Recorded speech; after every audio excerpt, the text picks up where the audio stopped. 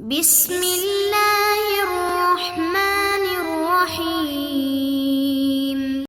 الرحیم والصلاة والسلام علی اشرف الانبیاء والمرسلین اما بعد۔ معزز سامعین، باب الخیار کا بیان چل رہا تھا۔ آج کی اس ویڈیو کی عبارت ہے وَبَيْعُ عَبْدَيْنِ بِالْخِيَارِ فِي أَحَدِهِمَا صَحَّ إِنْ فَصَلَ ثَمَنَ كُلٍّ وَعَيَّنَ مَحَلَّ الْخِيَارِ وَفَسَدَ فِي الْأَوْجُهِ الْبَاقِيَةِ وَهِيَ مَا إِذَا لَمْ يُفَصِّلِ الثَّمَنَ وَلَمْ يُعَيِّنْ مَحَلَّ الْخِيَارِ أو فصل الثمن ولم يعين أو عين ولم يفصل لجهالة الثمن والمبيع أو جهالة أحدهما. بقي أن في صورة الجواز وإن لم يوجد الجهالة لكن قبول ما ليس بمبيع جعل شرطا لقبول ما هو مبيع فينبغي أن يفسد بالشرط الفاسد عنده. والجواب إن المبيع بشرط الخيار داخل في الإيجاب لا الحكم، فلا يصدق عليه أنه ليس بمبيع من كل وجه بل هو مبيع من وجه فاعتبرنا الوجهين. ففي صورة الجهالة اعتبرنا أنه ليس بمبيع حتى يفسد العقد، وفي صورة أن يكون كل واحد منهما معلوما اعتبرنا أنه مبيع حتى لا يفسد العقد. یہ ہے آج کے ہمارے سبق کی عبارت۔ اس عبارت کے اندر جو مسئلہ بیان ہوا ہے اس کا عنوان یہ ہے کہ جس چیز میں خیار دیا گیا ہے اس میں جہالت کا ہونا یہ عقد پر کیا اثر انداز ہوگا۔ مصنف رحمہ اللہ نے یہاں پر 4 صورتیں اس کی ذکر کی ہیں، جن میں سے 3 صورتیں عدم جواز کی ہیں اور 1 صورت جائز ہے۔ عبارت دیکھیے وَبَيْعُ عَبْدَيْنِ بِالْخِيَارِ فِي أَحَدِهِمَا، 2 غلاموں کو بیچنا، ان میں سے ایک کے اندر خیار کا ہونا، یعنی اس نے 2 غلام بیچے، زید اور عمرو، اور دونوں کی قیمت ہے 500 روپیہ۔ دونوں کی قیمت کو تفصیل سے بیان کیا کہ یہ بھی 500 کا اور یہ بھی 500 کا،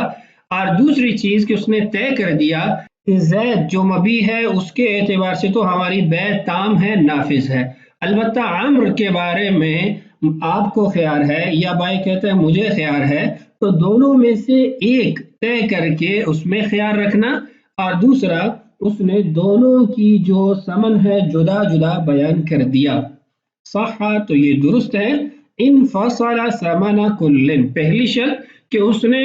ان میں سے ہر ایک کی قیمت کو تفصیلی بیان کر دیا۔ مثال کے طور پہ کہا زید کی قیمت 1000 درہم اور عمرو کی قیمت 800 درہم، یا کہا دونوں کی قیمت 1000 درہم ہے، کسی بھی طریقے سے طے کر دیتا ہے۔ وعین محل الخیار، دوسری شرط یہ ہے کہ اس نے محل خیار بھی متعین کر دیا۔ مثلا یہ کہا کہ زید کے بارے میں تو ہماری بیع تام ہے، نافذ ہے کہ زید آپ نے خرید لیا اور میں نے بیچ دیا، لیکن عمرو جو ہے وہ محل خیار ہے، اگر میں نے بیچنا چاہا تو میں 3 دن کے اندر اندر آپ کو کنفرم کر دوں گا، پھر بیع تام ہو جائے گی، وگرنہ میں آپ سے واپس لے لوں گا، یعنی خیار شرط رکھ دیا۔ تو یہ صورت جائز ہے، قیمت تفصیلاً بیان کر دی ہر ایک فرد کی مبیع کے، اور دوسرا محل خیار کو طے کر دیا۔ وَفَسَدَ فِي الْأَوْجُهِ الْبَاقِيَةِ، بقیہ جو اس کی صورتیں ہیں ان کے اندر بیع فاسد ہو جائے گی۔ بقیہ صورتیں کیا ہیں؟ آگے 3 صورتیں مصنف رحمہ اللہ نے ذکر کی ہیں۔ پہلی صورت وہی ما اذا لم يفصل الثمن ولم يعين محل الخيار، ناجائز صورتوں میں سے پہلی صورت یہ ہے کہ اس نے ثمن بھی تفصیلی بیان نہیں کیا اور محل خیار بھی طے نہیں کیا۔ مثلا وہ کہتا ہے کہ یہ 2 غلام 100 دینار کے بیچتا ہوں اور ان دونوں میں سے ایک کے اندر مجھے خیار حاصل ہے۔ اب اس نے جب یہ کہا کہ ان دونوں غلاموں کی قیمت 100 دینار ہے یا 1000 درہم ہے، اب اس نے تفصیلی طور پر دونوں غلاموں کی قیمت کو نہیں بیان کیا، جدا جدا بیان نہیں کیا۔ دوسری بات اس نے کہا ان دونوں میں سے ایک کے بارے میں یا ایک کے لیے مجھے خیار حاصل ہے کہ اگر میں بیع کو نافذ نہ کرنا چاہوں تو نہیں کروں گا، تو یہاں پر محل خیار بھی مجہول ہے، معلوم نہیں ہے، تو ثمن میں بھی جہالت ہے، محل خیار کے اندر بھی جہالت ہے، تو اس لیے یہ پہلی صورت ہے ناجائز صورتوں میں سے۔ دوسری صورت او فصل الثمن ولم يعين، اس نے ثمن کو تو تفصیلی طور پر بیان کیا لیکن محل خیار کو طے نہیں کیا، متعین نہیں کیا۔ مثال کے طور پہ وہ کہتا ہے کہ یہ 2 غلام ہیں، ان میں سے ہر ایک غلام کی قیمت 500 درہم ہے اور ان دونوں میں سے ایک کے بارے میں مجھے خیال حاصل ہے، اگر میں نے چاہا تو اس کی بیع مکمل کر دوں گا، وگرنہ میں اس کو واپس لے لوں گا۔ یعنی خیر شرط کے ساتھ ان دونوں میں سے ایک کو اپنی ذات کے لیے محتمل رکھتا ہے کہ میں ممکن ہے لوں، ممکن ہے نہ لوں۔ اب دیکھیے یہاں پر بھی اس نے ثمن تو تفصیلی طور پر بیان کر دیا، ایک شرط تو پائی جا رہی ہے لیکن دوسری شرط نہیں پائی جا رہی کہ اس نے محل خیار کو طے نہیں کیا، مبہم طور میں کہہ دیا کہ ان دونوں میں سے ایک کے اندر مجھے خیار حاصل ہے۔ تیسری ناجائز صورت، اور اگر مکمل طور پر دیکھا جائے کہ ایک جو جائز صورت اس کے ساتھ ملایا جائے تو یہ چوتھی صورت بن جائے گی، عین ولم یفصل، تعین کر دی لیکن تفصیلی طور پر ثمن کو نہیں بیان کیا۔ مثال کے طور پہ کہتا ہے کہ یہ 2 غلام ہیں، زید اور عمرو، زید کے بارے میں مجھے خیال حاصل ہے، اگر میں نے چاہا تو اس کی بیع کو مکمل رکھوں گا وگرنہ ختم کر دوں گا، اور ان دونوں کی قیمت 100 دینار ہے یا 1000 درہم ہے۔ اب قیمت کو تفصیلی طور پر بیان نہیں کیا، دونوں افراد کا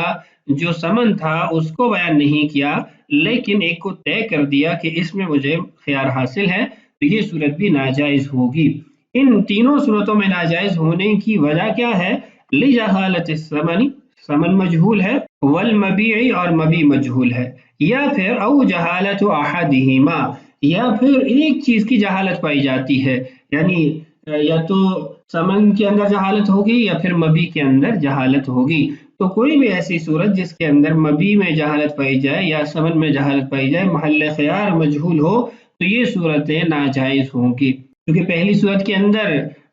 مبیع اور جو ثمن تھا دونوں معلوم تھے، تو اس لیے وہاں پر اس کو جائز رکھا گیا۔ بقی ان فی صورت الجواز، یہاں سے ایک اعتراض ذکر کیا گیا ہے اور پھر اس کا جواب بھی دیا گیا ہے۔ اعتراض کیا ہے؟ ان فی صورت الجواز، کہ جو جائز صورت آپ نے ذکر کی ہے کہ جس میں تفصیلی طور پر ثمن بھی بیان ہوتا ہے اور محل خیار بھی طے ہے، وَإِن لَمْ يُوجَدِ الْجَهَالَةُ، اس میں اگرچہ جہالت نہیں پائی جاتی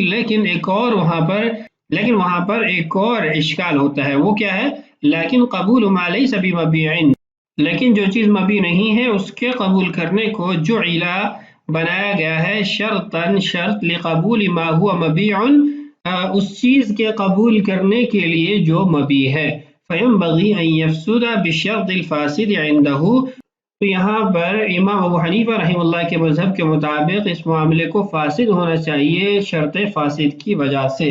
اس اعتراض کو سمجھیے، اعتراض یہ ہے کہ امام ابو حنیفہ رحمہ اللہ فرماتے ہیں کہ جب مشتری کو خیار ہوتا ہے تو مشتری کی ملک میں بھی وہ چیز داخل نہیں ہوتی اور بائع کی ملک سے بھی نکل جاتی ہے، تو اب یہ چیز جو مشتری کی ملک میں داخل نہیں ہوئی یہ مبیع نہیں ہے، تو یہ جو غیر مبیع ہے اس کو مبیع کے ساتھ جوڑ کر بیچا جا رہا ہے، یہ درست نہیں ہے، یہ جائز نہیں ہے۔ یہ ایسے ہی ہے جیسے ایک آزاد ہو اور ایک غلام ہو اور ان دونوں کو بیچا جائے تو آزاد محل بیع نہیں ہے، اس کی وجہ سے یہ عقد فاسد ہو جائے گا، تو یہاں پر بھی ایسا ہی ہونا چاہیے امام صاحب کے مذہب کے مطابق۔ فرماتے والجواب، اس کا جواب یہ ہے ان المبیع بشرط الخیار داخل فی الایجاب لا الحکم،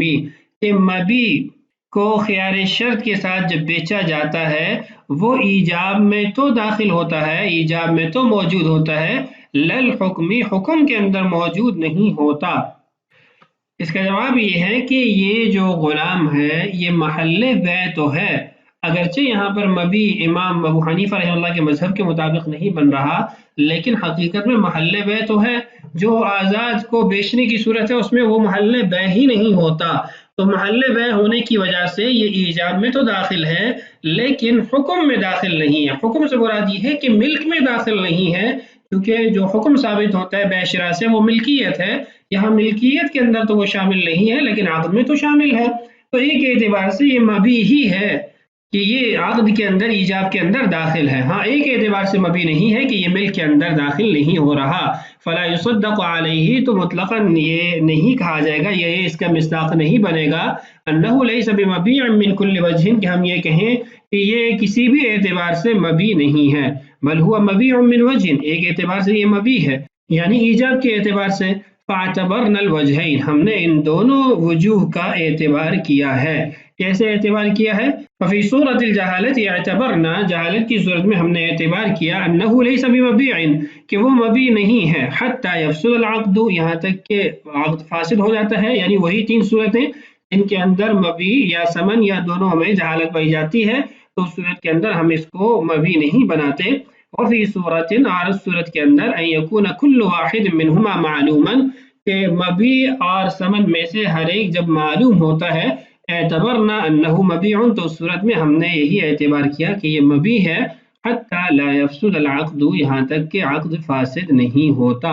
एतराज़ और उसके जवाब का खुलासा जिक्र कर देता हूँ। एतराज़ ये है कि जिस सूरत में आपने जायज़ करार दिया है कि वहाँ पर जहालत नहीं पाई जाती, मबी और समन दोनों तयशुदा है, मालूम शुदा है, तो वहाँ पर एक और कमी पाई जाती है या एक और नुक्स पाया जाता है जिसकी बिना पर इस मामले को फासिद होना चाहिए। वो नुक्स और कमी ये है कि जो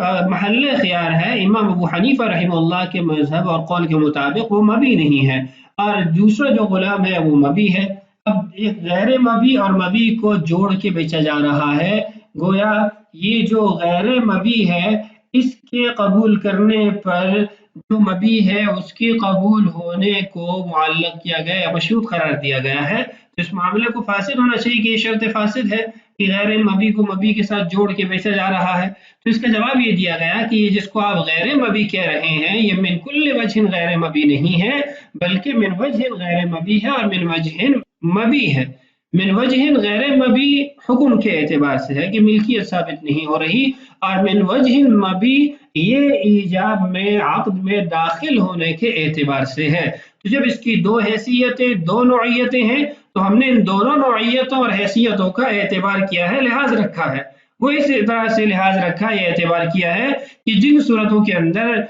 मबी या समन इन दोनों में जहालत पाई जाए या इन दोनों में से किसी एक में पाई जाए, तो हम ये कहेंगे कि ये मबी नहीं है। और जिस सूरत के अंदर समन और मबी दोनों मालूम है, तो हम ये कहेंगे कि ये मबी है। इसलिए तो पहली सूरत में अक़्द फासिद हो जाएगा और दूसरी सूरत में अक़्द ताम हो जाएगा, नाफिज हो जाएगा। तो ये खुलासा आपसे जिक्र कर दिया। हमारा आज का सबक मुकम्मल हो गया। अगली वीडियो में इंशाअल्लाह बक़िया मसाइल पढ़ेंगे। अल्लाह ताला से दुआ है अल्लाह ताला हमारे लिए असबाब की तकमील आसान फरमाए। अल्लाह ताला हम सब का हामी और नासिर हो। अस्सलामु अलैकुम व रहमतुल्लाहि व बरकातुहू।